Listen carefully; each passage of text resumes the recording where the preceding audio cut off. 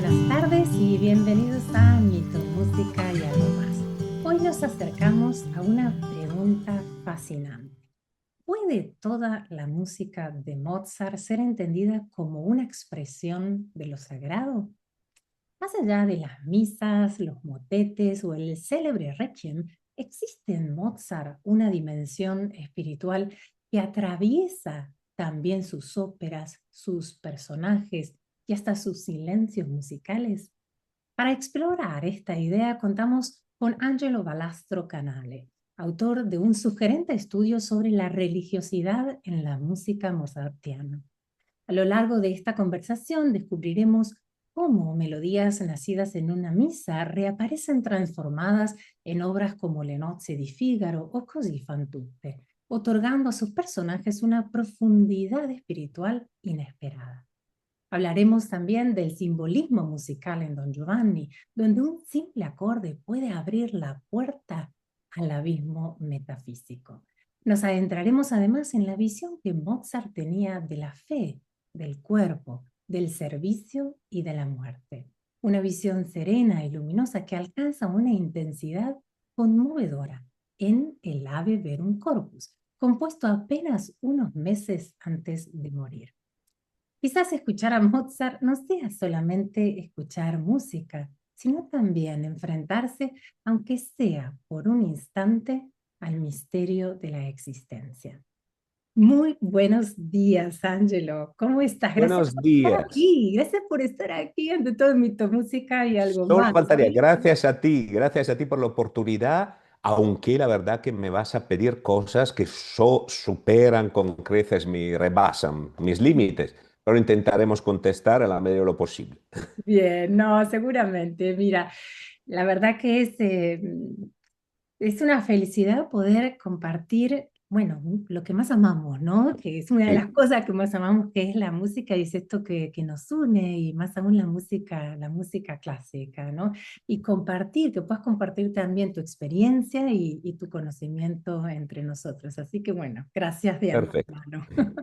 Bien, bueno, Gracias a ti. para quienes no lo conocen, Angelo es filólogo clásico, filósofo, músico y traductor.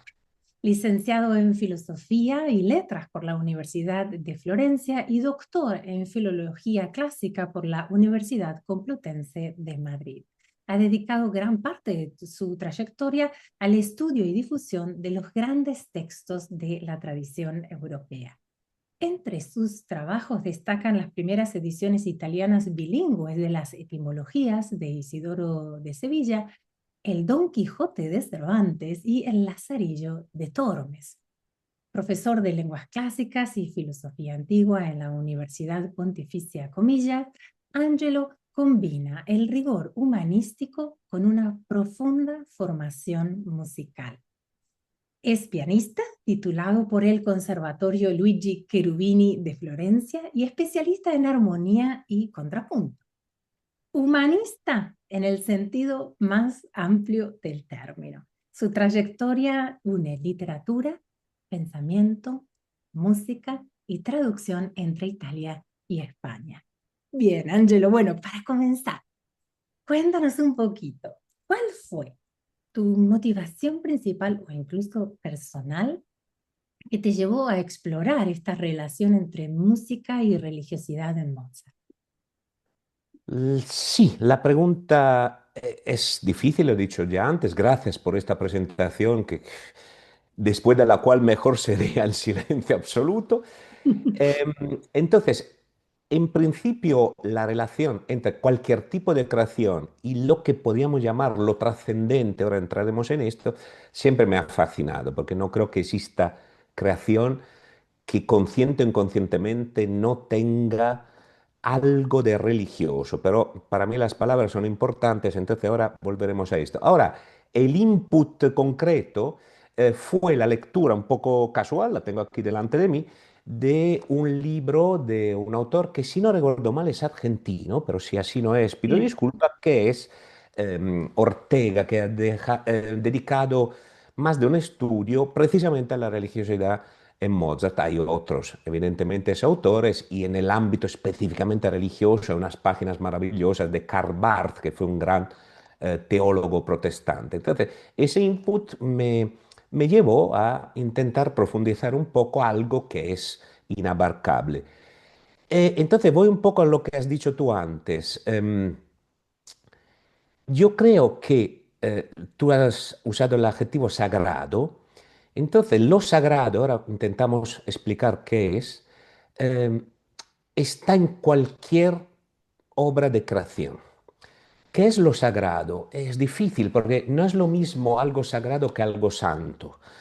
Entonces, los especialistas aclaran que lo sagrado es aquello en lo cual un ser humano percibe alguna presencia que va más allá de sus límites. Puede ser cualquier cosa sagrado, sobre todo eh, es sagrada la naturaleza. Hay lugares donde algo nos pasa, cualquiera, incluso al más insensible de los seres humanos.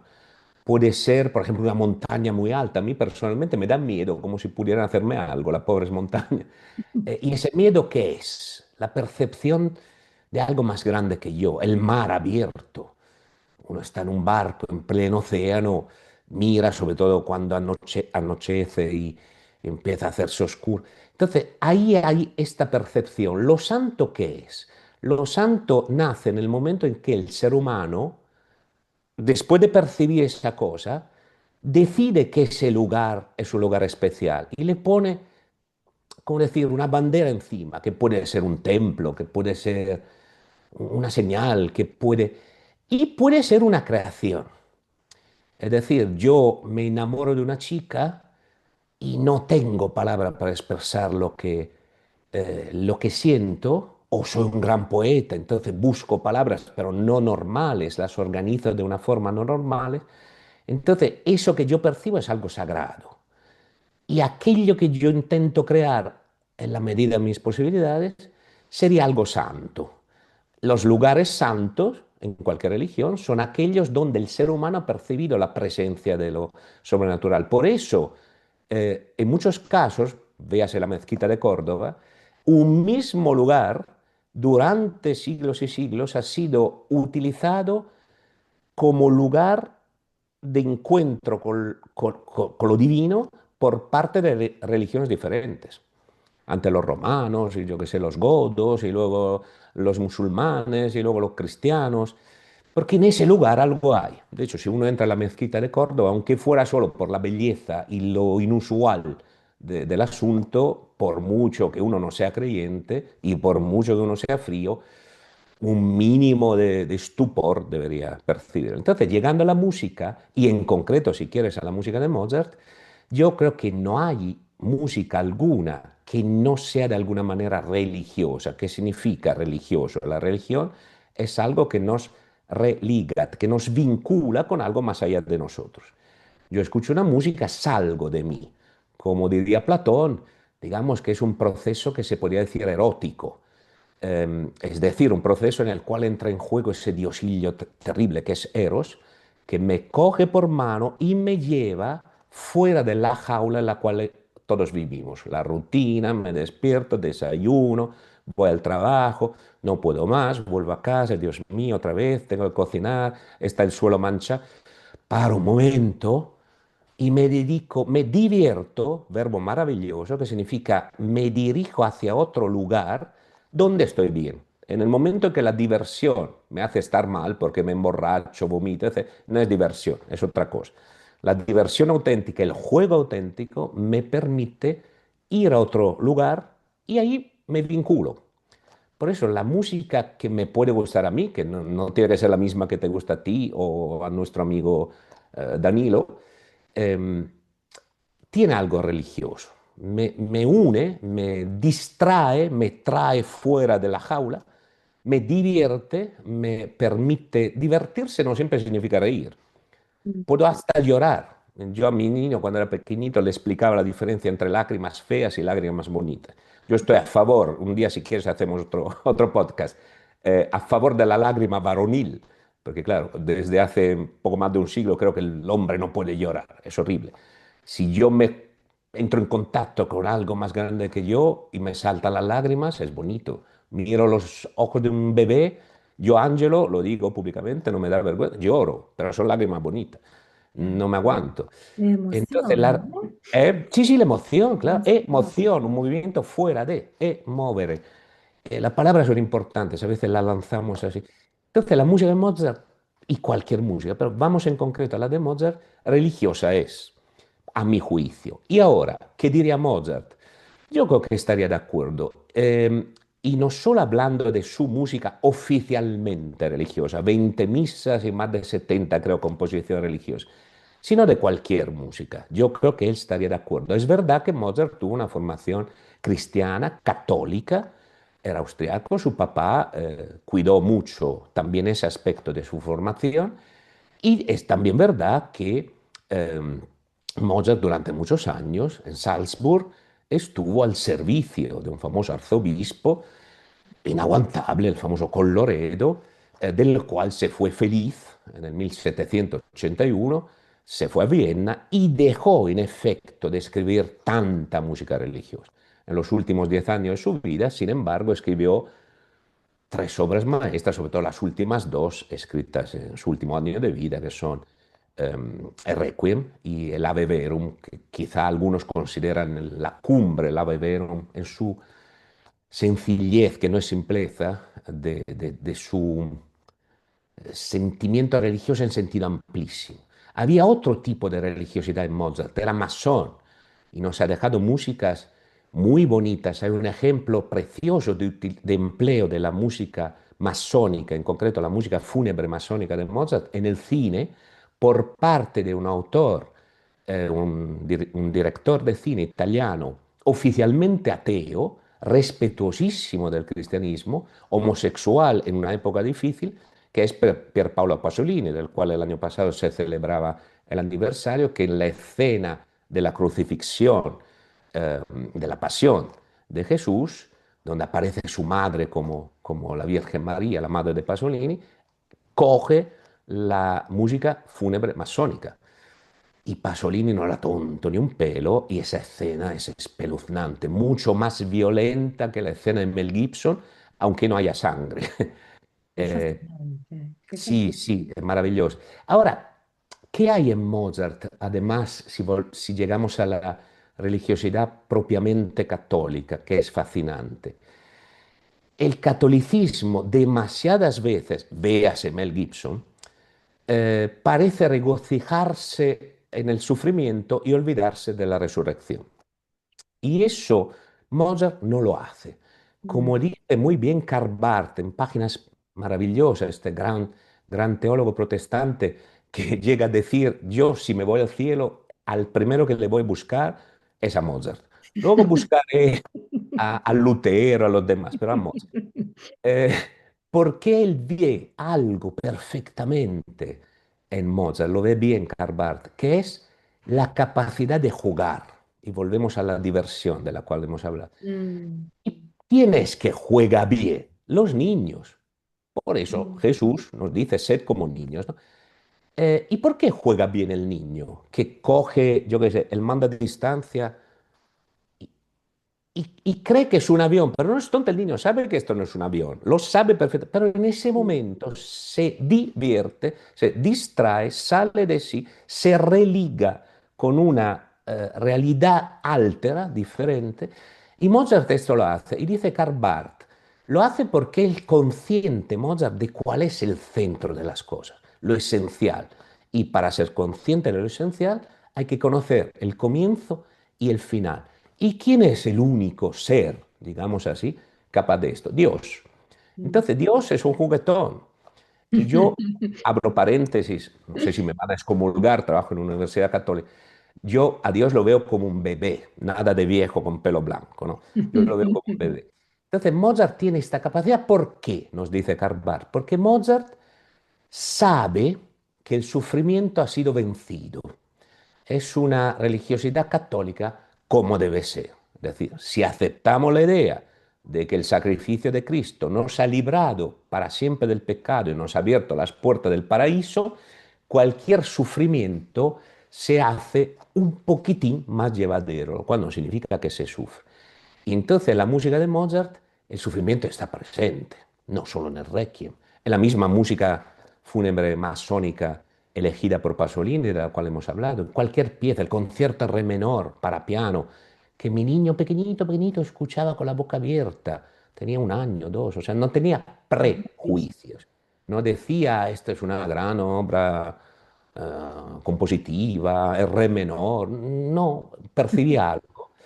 Entonces, claro que está cargado de, llamámoslo sufrimiento, llamámoslo dolor, pero al mismo tiempo, ve tú a saber cómo quizá esto es lo que distingue a la música de Mozart de la música de contemporáneos suyos que usaban la misma técnica, con la misma habilidad.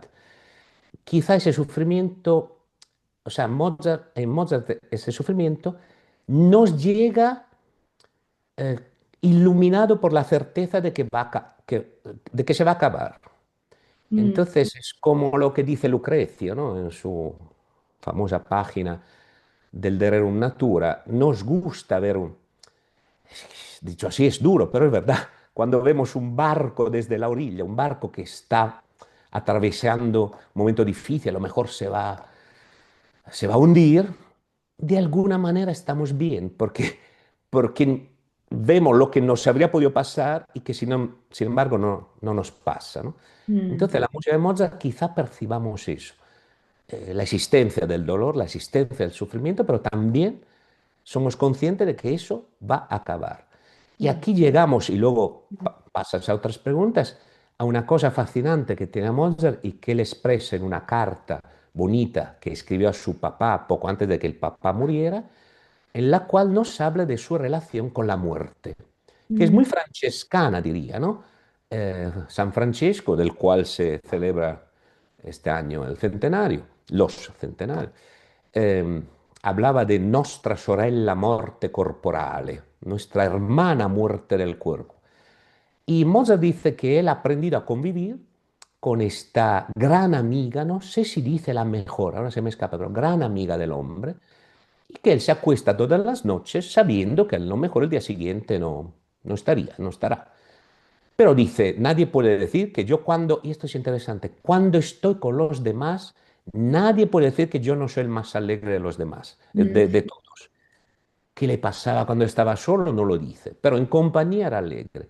Y él dice la conciencia de que nos vamos a morir, a mí me consuela. Y volvemos a eso que hemos dicho, a mi juicio. Es decir, él sabe que el mal, y tuvo una vida difícil, pero se va a acabar. Y que luego hay algo chulo, luego hay algo bonito. Y él, Conciencia de finitud, ¿no? Como claro, y gente él que ha logrado dice, transmitir también. claro, él dice, yo le deseo a todos mis semejantes llegar a esto.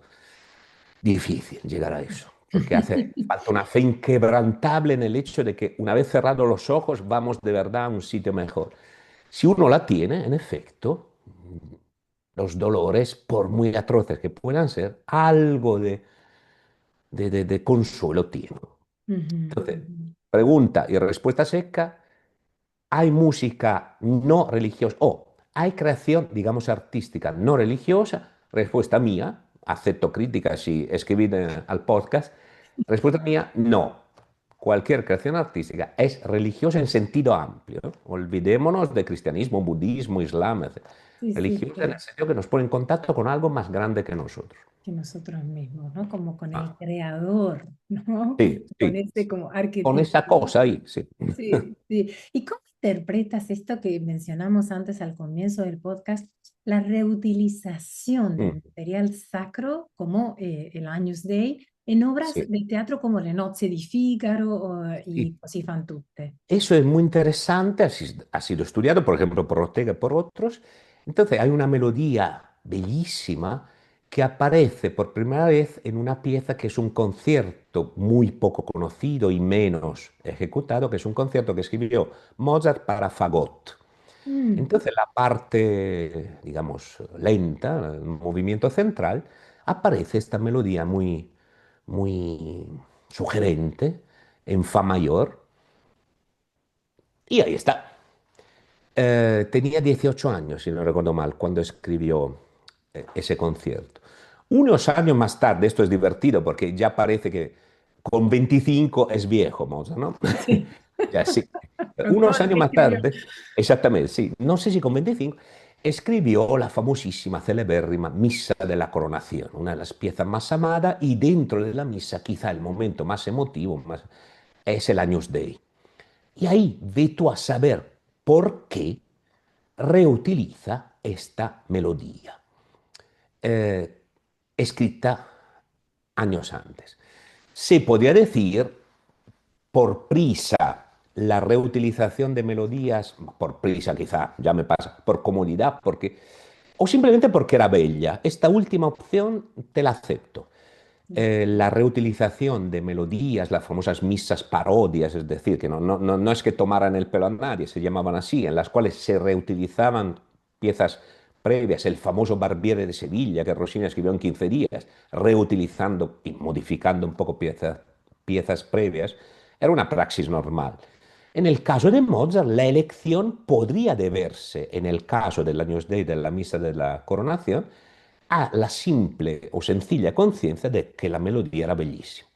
La modifica un poquito a poquito, la adapta a la voz de soprano, pero esa belleza tal vez también se puede decir, también yo si me voy al cielo se lo preguntaré, se puede decir que esa elección no solo se debe a la belleza, sino a la conciencia de que esa belleza es portadora de algo que va más allá de lo normal, que nos pone en contacto con aquello que antes hemos definido sagrado, algo más grande de nosotros. Pero si hubiera hecho solo eso, nos quedaríamos con la duda. No sabemos los detalles. A lo mejor tenía que escribirla en 20 minutos y ha dicho, ¡ay, qué bonita! Y la usa. Bien.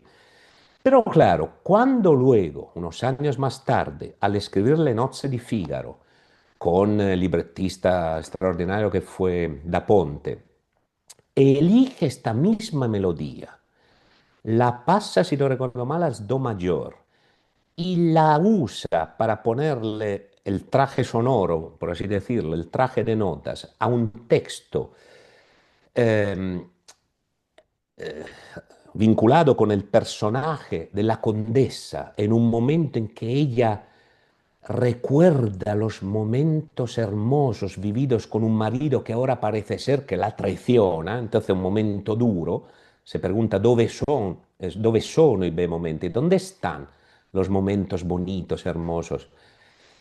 Entonces, si reutiliza esa en una ópera de ese calado, no es difícil decir que lo hiciera por prisa. Queda en pie la posibilidad de que lo hiciera simplemente porque la melodía es bella y es capaz de sacarte las lágrimas y punto. O, como han dicho algunos, se podía pensar que ahí él quiere añadir el aspecto religioso en el sentido corriente del término, si queréis católico. ¿Por qué? Porque el personaje de la condesa sí que tiene algo en común con la figura de Jesús. Es decir, es una mujer, una esposa, dispuesta a sacrificar su propia vida por el amor y por el amor hacia un marido pecador. Entonces, igual que el Hijo de Dios o Dios eh, está dispuesto a sacrificar a su hijo, el hijo acepta el sacrificio por amor de unas criaturas que no le han salido muy bien. Siempre se dice que Dios hizo el ser humano demasiado deprisa y luego tuvo que dormirse. Le hubiera dedicado un poco más de tiempo, habría salido mejor como criatura. Entonces, esta condesa ha sido interpretada por algunos como una figura, digamos, crística. Y hay otros aspectos, pero sería largo ahora aquí, de la misma ópera. Por ejemplo, al final, cuando ella responde con un sí a seis, me parece que son no del marido, ella responde con un sí. Y en ese mismo contexto se vuelve a oír algo procedente, algunos elementos procedentes de la misa. Si aceptamos esta visión de una condesa como imagen de Cristo, entonces la reutilización de la melodía del Agnus Dei, Cordero de Dios que quitas el pecado del mundo, danos la paz, que es lo que la pobre condesa busca en esa escena en la cual se expone a hacer un papelón horrible, entonces todo sí parece funcionar, ¿no? Parece posible, plausible.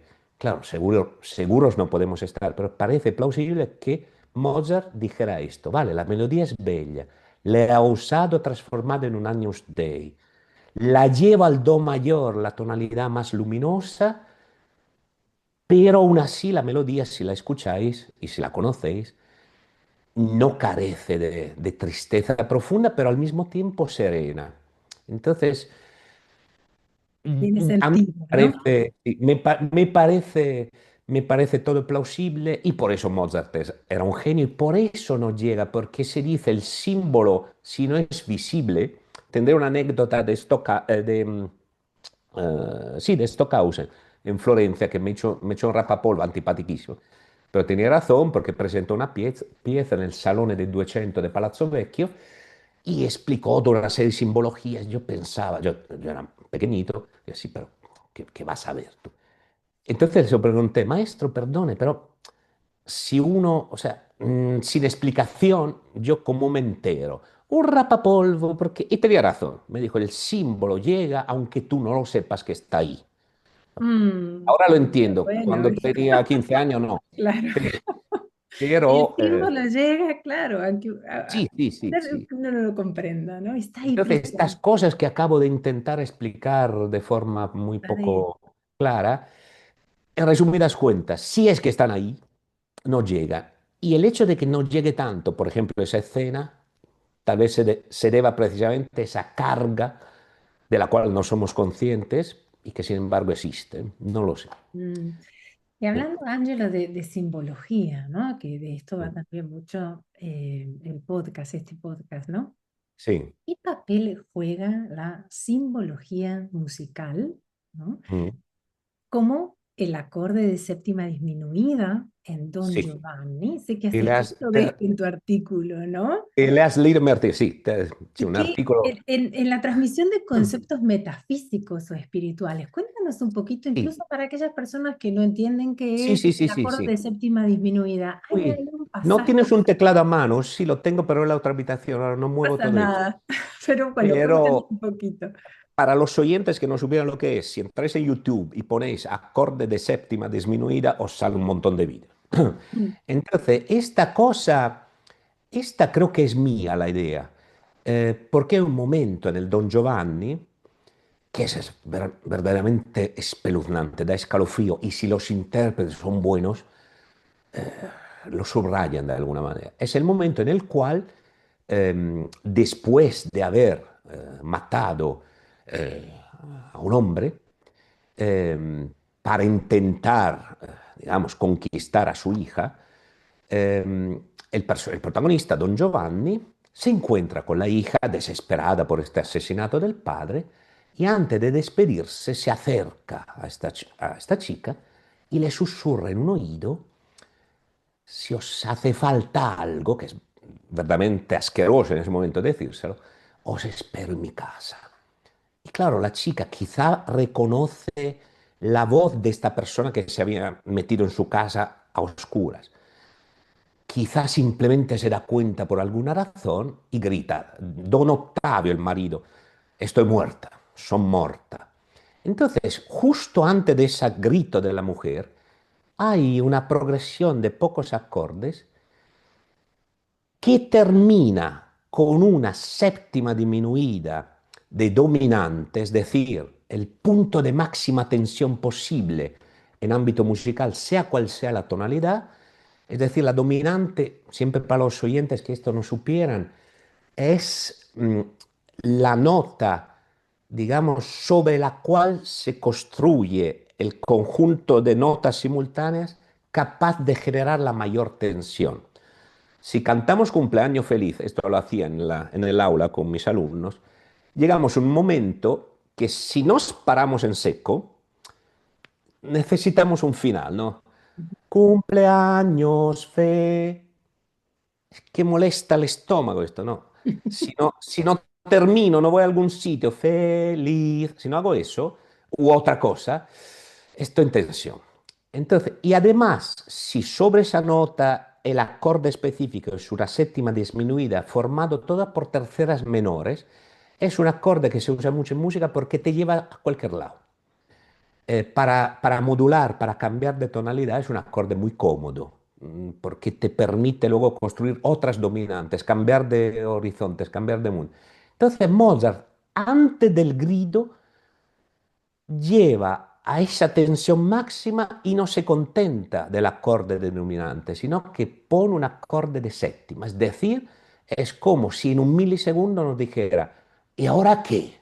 Mm, Y después de ese ahora qué, los grandes directores hacen una pausa de nada. Y ahí la verdad que si uno conoce, aunque no conociera uno la trama, solo oyera esa música, esa masa sonora de la orquesta, ya solo con, si además conoces la trama, dice, ¿ahora qué? Y ahí mm, la pobre chica grita, estoy muerta. Entonces, de esa indefinición total, llegar a una tónica, es decir, donde eh, el peso de la estructura armónica, por eso se llama tónica, se apoya mm. de repente en menor, en un modo menor, que por definición nos pone en contacto con algo no perfecto, algo menor. Y eso un día, si quieres, hablamos de las misas en si menor de Bach, que juega en el credo con eso el menor. Pero vamos, Sí, paréntesis, para otra vez. paréntesis. Entonces ahí, claro, uno entra en contacto de verdad con el mal Mm, absoluto que no sabemos dónde va. Por eso es el mal, porque claro, si lo viéramos venir, chachi, nos quitaría. El diablo no se ve venir. Se puede percibir y puede crear el miedo, que es, a mi juicio, algo que deberíamos estudiar más. Es la clave de todo, el miedo. Y ahí se percibe. Pero estamos hablando de un segundo, dos, medio. O sea, una carga, ¿no? Como una sí, sí, sí, una tensión carga muy alta. terrorífica, terrorífica. Entonces, buscad esa escena preciosa, donde el Don Giovanni es todo, todo increíble, pero ese momento es espectacular. Y ahí, claro que estamos delante de una música religiosa, porque en ese momento nos vincula con algo que es terrorífico. Y sigue siendo un vínculo del cual queremos escapar. En ese caso, no queremos quedarnos ahí regocijándonos, queremos escapar. Y nos escapamos, pero escapamos en un modo menor y ahí tenemos que seguir viendo la ópera, escuchándola, entendiendo qué va a pasar. No sé si he contestado, porque son Sí, hay cosas, lo he como, dicho, lo que interpreto también como oyentes. que esa tensión Sí, es una tensión incluso más ligada a lo que hablábamos antes, ¿no? Como una cercanía más a la muerte que a resurrección, ¿no? Que se sí, sí, espera, sí, ¿no? Que sí, sí, como que es al borde, al límite, como sí, sí, sí, esta cercanía también que mencionabas antes de Mozart a la muerte, como este sí, diálogo tan cotidiano con la muerte, ¿no? Es capaz de sí. generar esta tensión metafísica que no se termina de relajar, ¿no? De ninguna No, ahí manera, no. por Y lo que eso decía el acorde menor, ¿no? si lo pensamos bien, toda grande música no termina hasta la última nota. Mm, No termina hasta la última nota. Entonces, una ópera que puede durar 2, 3 horas, en efecto, no permite eh, ser comprendida en todo su sentido hasta la última nota. Claro que puedo coger un área maravillosa, pero es el conjunto. Oyentes del podcast, lo dije al comienzo que eran argumentos que me superaban, ¿eh? Por si No, acaso. pero La culpa es perfecto. de Cintia, que tiene mucha fe en mí, pero ¿Y crees, Angelo, crees que era consciente Mozart de esto que estaba generando y de esta como tensión, sí, que llamémosla metafísica, esta carga espiritual y simbólica de la música, o fueron los análisis posteriores los que buenísima, desmenuzaron, digamos, esto, ¿no? En, buenísima pregunta. Sí, vamos a ver, se dice que Mozart componía, y eso lo creo, mientras combinaba, etcétera, y que a la hora de escribir, y de hecho, los manuscritos prácticamente no cometía errores. Si vemos los manuscritos de Beethoven, eh, un tachón tras otro. Mozart no. Yo siempre le digo a mis alumnos, para tener una idea, claro, con la música nos asustamos, no somos capaces, pero quizá para tener una idea parecida podríamos hacerlo nosotros Si tenemos buena fantasía, con un cuento. Yo puedo darme un paseo en el Retiro, en Madrid o donde sea, imaginar un cuento hasta en sus detalles, llegar a casa y escribirlo sin tachones.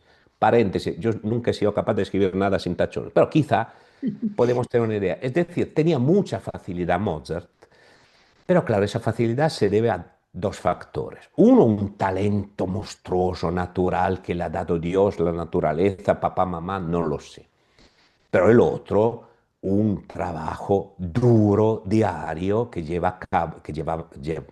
a cabo Mozart desde nada más nacer, cuando todavía no sabía escribir, hablar y leer, vivía con un músico, el papá Leopold, de nivel estratosférico, grandísimo. Entonces, le entraba por todos lados la música. Y Claro. cuando empezó a poder jugar, sabemos que los primeros juegos fueron acercarse con los deditos al teclado del clavecín y parece ser que le gustaban las terceras. Entonces tocaba, ¿no? Entonces tenía una práctica, un ejercicio tan fuerte por el cual, en virtud del cual, gracias al cual, claro que escribía música fácilmente. Lo cual no significa que lo hiciera sin, y uso un verbo aposta, lo uso siempre para provocar, no significa que no lo hiciera sin calcular. Los grandes creadores calculan. Cuando vemos una película, una escena donde pasa una chica guapa como Cintia y el compositor va a casa y escribe el vals, es una tontería. Claro que le ha inspirado la belleza, pero luego hay un cálculo. Ahora, en la medida en que tú seas un grandísimo genio, ese cálculo puede ser de alguna manera inconsciente, fácil, porque ya tienes esos esquemas en la cabeza, esa relación. Ahora, el símbolo, ¿lo añades de forma consciente o es fruto también del aire que respiras? Eh, Tengo un amigo ateo que dice, lo admito, o sea, somos todos cristianos, cada vez menos, pero vivimos en una cultura, un contexto donde ciertos valores, ciertas ideas, el perdón, el pecado, o sea, para un griego antiguo el pecado, ¿qué es eso? No, no Entonces, la respuesta, a mi juicio, es las dos cosas. Evidentemente, lo he dicho antes, Mozart tenía una educación religiosa católica profunda, vivía en un ambiente profundo, ha trabajado durante años para un arzobispo. Entonces, muchas cosas quizá le salían. Pero a mí me gusta y me lo creo pensar que él, en muchísimos casos, era consciente de esa simbología. Y volvamos al ejemplo antes del área de la condesa. Y entonces sí que de alguna manera conscientemente quería cargar esas páginas, esos compases de simbología, esperando o incluso sabiendo que de alguna manera al oyente ese peso de ese símbolo llegaría. ¿Y Yo crees creo que que sí. o sucedió lo mismo también con el Ave Verum Corpus? Que fue ahí como en su última etapa de vida también cargado, ¿no? Con esta visión de la Ahí, muerte que mencionábamos antes. ahí yo creo que sí. ¿Cómo lo Especial. hizo? No lo sé. Si tuviera la más mínima idea, lo intentaría hacer ahora mismo. El Ganas ave de, verum, ¿no? De ir a su época. sí, el ave verum es de una sencillez. Ahí me gusta el español. ¿Veis? En italiano no tenemos la distinción, sé que tú lo hablas perfectamente, entre simple y sencillo. Mm. La sencillez del ave verum es lo opuesto de la simpleza. Y no sé cómo hizo, pero claro, se dice que Mozart, cuando hablaba de los protestantes, decía, no sé si es verdad, pero lo he leído, decía, ellos no perciben la carne, son demasiado intelectuales. Lo importante, y es verdad, del mensaje de Cristo es la carne. Cristo rompe con la horrible para mí tradición socrática, ¿no? El cuerpo es la cárcel del alma. Pobre cuerpo. El cristianismo mal entendido, que es el mayoritario, el del cilicio, de la sangre, que se regocija en el viernes y va a ver el fútbol el domingo de resurrección, ha hecho mucho daño, pero no está en el Evangelio. En el Evangelio Jesús no nobilita la carne, de hecho lo acusaban, eres un comilón, un borracho. Él comía, bebía, la última cena era una cena bonita de Pascua. Entonces, la carne para Mozart era evidentemente importante, era un vividor él también, y en el Ave Verum corpus, Exacto. cuerpo verdadero, capaz de sufrir, capaz de sangrar, pero también capaz de gozar, de placeres, de sonreír, de reír. Ahí no sé cómo hace Cintia, te digo, si lo entiendo, compongo algo, luego te lo mando. Eh, Perfecto. esa, de verdad, presencia real de un cuerpo resucitado o capaz de resucitar, la percibimos. Hay que ser de verdad un pedazo de hielo para no sentir algo escuchando esos pocos minutos, pocos minutos. Sí, sí. Y no sentirlo con el cuerpo, ¿no? Sí, con el cuerpo, no sentirlo. Yo siempre se digo, se escucha, no tanto con los oídos, se escucha la espina dorsal y el centro de la vida para los griegos. Lo tenemos dimenticado, no es el corazón, el centro de la vida es el diafragma. Mm, Cuando leemos la Ilíada, la lanza atraviesa el diafragma del enemigo, ahí se muere el enemigo. mm. Entonces se escucha ahí. Entonces, si uno escucha el Ave Verum y no percibe un mínimo no sé qué, o en la espina dorsal o en el diafragma, en los dos sitios, tiene que pedir cita al médico. Carece de algo de sensibilidad y se pierde algo extra. Puede que haya gente así, ¿eh? Sí. Pero son minoría, yo creo. Bien, bueno, ay, Ángelo, seguiría horas, la verdad. Yo también, porque me tocas fibras sensibles. Cuéntanos, aquellos interesados, bueno, en contactarte, ¿cómo lo pueden hacer?